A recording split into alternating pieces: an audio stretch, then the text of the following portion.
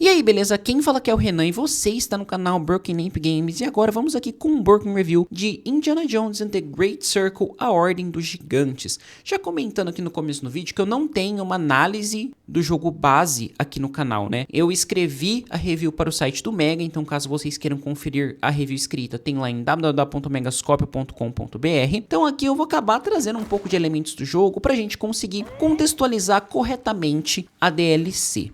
Ok? Então, dito isso, vamos começar já bem direto ao ponto. Como que a gente faz para entrar na DLC? Basicamente, para entrar na DLC, a gente precisa encontrar o personagem Rhys, né? Que ele é um padre, ele fica ali na região do Vaticano e ele estará com um papagaio, o papagaio Pio.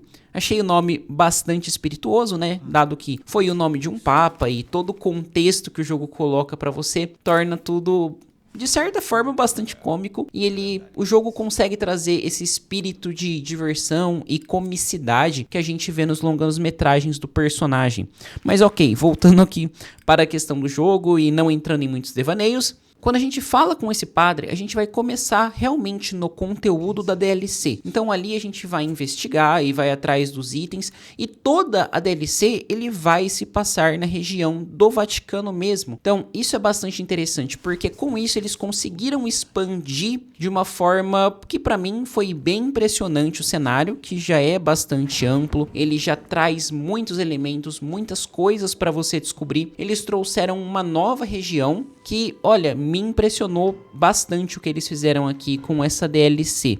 Em relação a mecânicas, a gente vai ter como referência o conteúdo do jogo mesmo, né? Porque é uma DLC, não é um novo jogo, então as mecânicas ela vai se manter basicamente a mesma. A câmera em primeira pessoa, a troca para terceira quando você vai fazer alguma ação de subir, que você precisa ver um pouco mais o personagem. E já trazendo isso como um elemento do jogo em si, eu achei que a escolha deles aqui para a câmera de primeira pessoa na DLC se prova ainda mais acertada, porque ela mantém você no personagem. Eu acho que tira o medo que muitos jogadores tinham anteriormente, antes do lançamento do jogo mesmo, né, em 2024, que tava pensando que, mas eu não vou ver o Indiana Jones, como que eu vou me sentir no personagem e não uma coisa aleatória. Mas aqui a gente tem um trabalho muito bem feito com relação à dublagem, com o uso de vozes, com a parte sonora, e essa questão de você afastar a câmera do personagem traz você para ele. Então você, de certa forma, a quase todo o tempo, quando você precisa realizar ações que ele realizaria, você tá tendo esse zoom out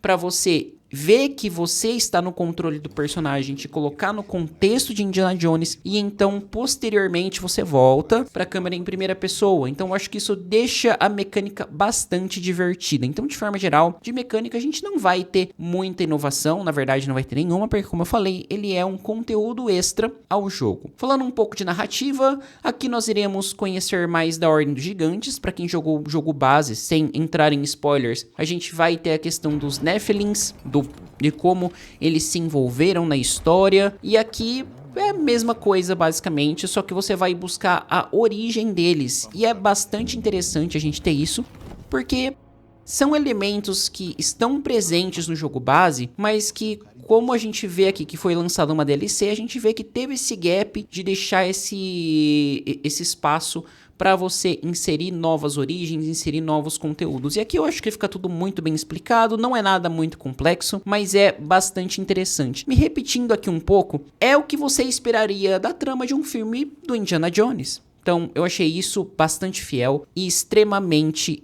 interessante. Agora, voltando pra gameplay, né, passando o que eu falei dessa parte aí nessa parte das mecânicas e um pouquinho da narrativa, cara, essa DLC, ela traz puzzles que eu achei mais complicados de serem feitos do que o jogo base, tá? Isso porque no jogo base a gente tem muito puzzle e alguns são realmente bem cabeludos de serem resolvidos. Só que aqui a gente tem alguns puzzles que vai exigir uma certa observação, vai exigir uma precisão talvez, talvez, não diria que é uma precisão muito urgente, mas que você não tem todo o tempo do mundo para realizar, então você tem que ficar atento. Isso porque, basicamente, aqui a gente vai ter que encontrar 3 pedaços de um cilindro que funciona como uma chave, então a DLC vai se desenvolver a partir da busca desses itens. Ok, o primeiro cilindro que você pega, ele vai te levar para um puzzle que é uma serpente jogando água e você tendo que regular as saídas de água para então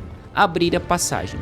Olha, eu confesso que eu fiquei bastante tempo nesse puzzle até pegar tudo que precisava ser feito, porque quando a gente fala da dinâmica desse desafio, a gente tem que entender que primeiro a gente tem que mexer nas plataformas, depois destravar uma outra e depois aí sim você resolver o puzzle. Então basicamente você vai ter toda uma preparação para poder realizar o bendito puzzle. E outros dois que eu achei bem interessante, que fatalmente levam a itens principais aqui na DLC, foram os quebra-cabeças, de você usar um ferro para ir girando os desenhos e imitando os painéis. Isso você tem uma rosa dos ventos, você tem que se basear na rosa dos ventos para fazer. Para mim também deu um trabalhinho, mas foi mais fácil do que o que eu comentei anteriormente da água. E o que você tem que guiar uma bola pegando fogo para passar por 4 estátuas. A questão aqui é, você vai ter canos limitados para superar os buracos que você tem que fazer a bola passar, então você tem que estar atento aonde você vai alocar os canos, só que também tem um agravante de que existe uma sequência certa para você executar a passagem da bolinha pelas estátuas. Então tudo isso traz uma certa complexidade que você tem que explorar o ambiente para então fazer o labirinto com as peças limitadas. Então